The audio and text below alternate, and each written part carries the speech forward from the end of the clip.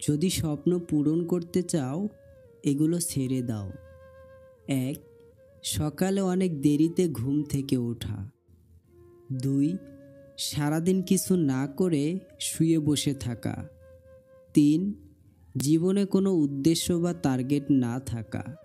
4. আবেগ এবং মিথ্যা সম্পর্কের পিছে ছোটা। 5. সারাদিন ফোনে ভিডিও দেখা। 6. সারাদিন বন্ধুবান্ধবের সাথে আড্ডাবাজি করে সময় কাটানো।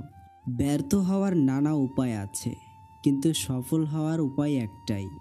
সফল মানুষের সাথে অসফল মানুষের প্রধান পার্থক্য শক্তি বা জ্ঞান নয়। আমাকে আমার সফলতা দ্বারা বিচার করো না। ব্যর্থতা থেকে কতবার আমি ঘুরে দাঁড়িয়েছি তা দিয়ে আমাকে বিচার করো।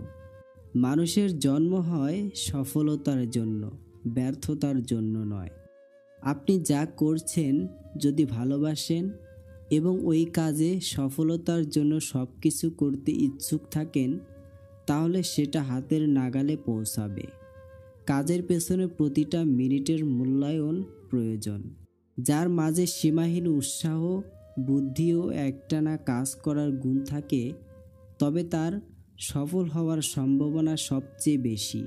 জীবনে সফল হতে চাইলে দুটি জিনিস প্রয়োজন: জেদ আর আত্মবিশ্বাস। মানুষের জীবনে কঠিন সময় আসা খুব দরকার। কঠিন সময়ের কারণে মানুষ সাফল্য উপভোগ করতে পারে।